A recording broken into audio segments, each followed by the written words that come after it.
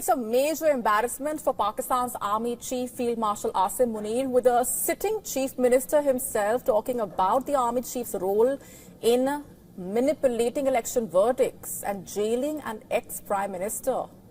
Addressing office bearers of the Pakistan Tehreek-e-Insaf students' wing, Khyber Pakhtunkhwa's Chief Minister made it clear that PTI's main enemy is the Munir-led military. He reportedly openly blamed it for imprisoning the PTI founder Imran Khan and rigging the 2024 general election in favor of PMLN and PPP. He also reiterated the demand for the unconditional release of Imran Khan, who has been jailed since August 2023. Listen to this.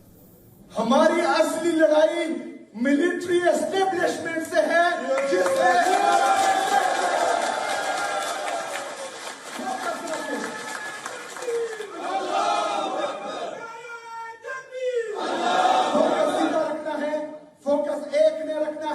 हमारा मुकाबला सिर्फ उससे है जिसने मेरे leader मेरे कायद जनाब इमरान अहमद खान नियाजी को नाहक कैद किया हुआ है। मेरी लड़ाई उससे है जिसने 8 फरवरी 2024 को मेरे मैंडेट पर डाका डाला। मेरी लड़ाई उससे है जिसने 17 सीटों से एक करप्ट, एक 2 नंबर, एक नाअहल टोला हम पर मुसल्लत किया। हमारा मुकाबला इससे है। And that again brings into focus the glaring concern over the alleged irregularities in the last general election. As per the official results, remember, PTI-linked independents emerged as the single largest group with 93 seats. Even though they were barred from contesting on PTI's bat symbol, however, the PTI has consistently alleged that its real seat tally was 180, whereas the ruling PMLN won only 17 seats in reality.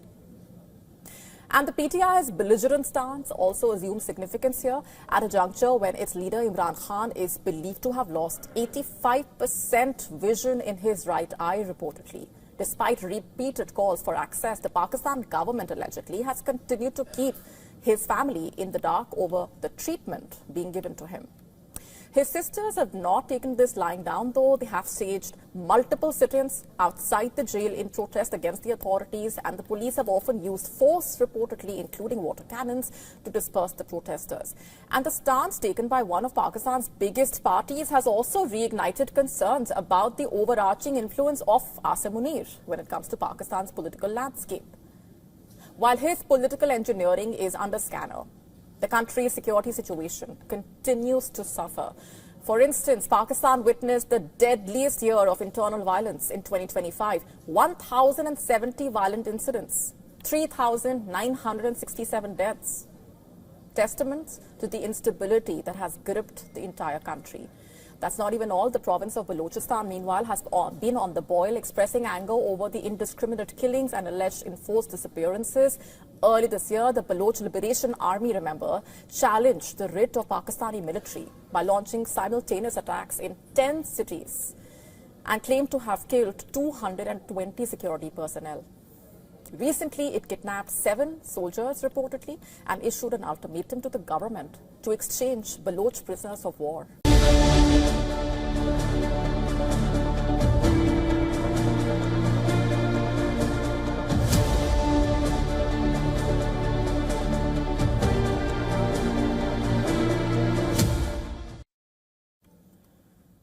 A brutal murder of a 50-year-old man, allegedly by his own son in Lucknow, in the Indian state of Uttar Pradesh in India, has shaken everyone to the core. The incident dating back to the 20th of February, when a 21-year-old student pursuing his bachelor's degree reportedly filed a missing persons complaint regarding his father, who is the owner of a lab. However, the case took a very different turn after his statements aroused suspicion, reportedly. The matter escalated on Monday when the neighbors alerted the police about a foul odor coming in from the house. What happened next was startling, to say the least. The police found the man's body had been allegedly cut into pieces and discovered his torso stuffed in a blue drum in the house. Grim details, shocking to say the least. After the police extensively grilled his son, he finally caved in and reportedly admitted to having killed his own father. According to a senior police officer, the accused killed his father with a licensed rifle in a fit of rage. This was on the 20th of February itself. But what was the motive of the crime? Why would he do that and kill his own father? The police has attributed the immediate trigger to a dispute which was triggered between the two of them just prior to the murder, allegedly. He was pressurizing his son to appear for competitive exams, as alleged, something that he was not interested in. Listen to this. The suspect has confessed to his crime. He is saying that his father would pressurize him to appear for competitive exams. That's why they quarreled in the morning and he fired bullets from the rifle, due to which his father died on the spot. Meanwhile, a neighbor reportedly claimed that the son had attempted something drastic 4 years ago as well. Back then, he alleged that he locked his father up and ran away from his home for a brief period. He reportedly left behind a note in which he gave his father tips on how to make more money. The father-son duo also allegedly clashed over a jewelry theft which occurred a month ago, in which Akshat was suspected to have a role. I want to remind that 4 years ago this child had disappeared. He had locked his father. He left with laptop and mobile. We caught him in filmy style from Kanpur.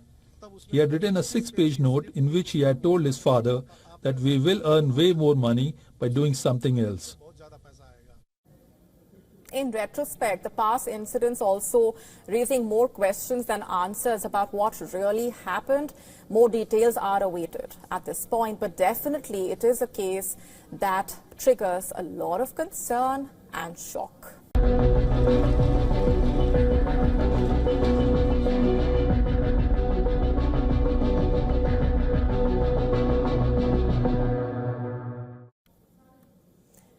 Western European intelligence agencies are raising concerns about alleged Russian covert operations unfolding not on the battlefields but through property deals, allegedly. Security officials across Western Europe reportedly believe that individuals linked to Moscow have purchased homes, warehouses, holiday cabins, apartments, and even islands near sensitive military and civilian infrastructure.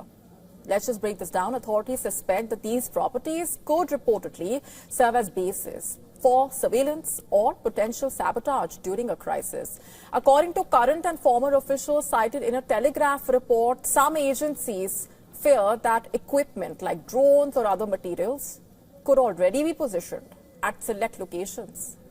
Now, since the start of the Russia-Ukraine war, several European capitals have reported incidents blamed on Russian-linked networks, including arson attempts, alleged assassination plots, and alleged disruptions to transport systems. Moscow has also been accused by Western European countries of using spy ships and shadow fleet vessels to position sensors and remotely detonated explosives near undersea cables in the NATO waters. So by acquiring property close to military bases or government infrastructure, for example, Western officials reportedly believe Russia may be allegedly pursuing a similar strategy on land. Security experts describe this approach as operating in what's called the grey zone, actions that say below the threshold of open warfare, but do test the resolve of the West in a way. Tactics that also complicate NATO's collective defense commitments, especially if attribution remains unclear. In the UK, for example, the MI6 chief recently warned that Britain is navigating what she called a space between peace and war. Countries like Finland, for example, have tightened property laws restricting real estate purchases by Russian and Belarusian nationals. Baltic states like Lithuania have followed with similar steps. While elsewhere, Poland shut down a Russian consulate. Latvia closed Soviet-era resorts along its Baltic coast amid fears that they could be used for covert operations. However, efforts to impose a European Union-wide ban on property sales to Russian buyers stalled last year amid economic concerns. Western security analysts warning that uneven regulations and limited intelligence sharing may leave gaps behind. To stay up to speed with the latest news, download the WION app and subscribe to our YouTube channel.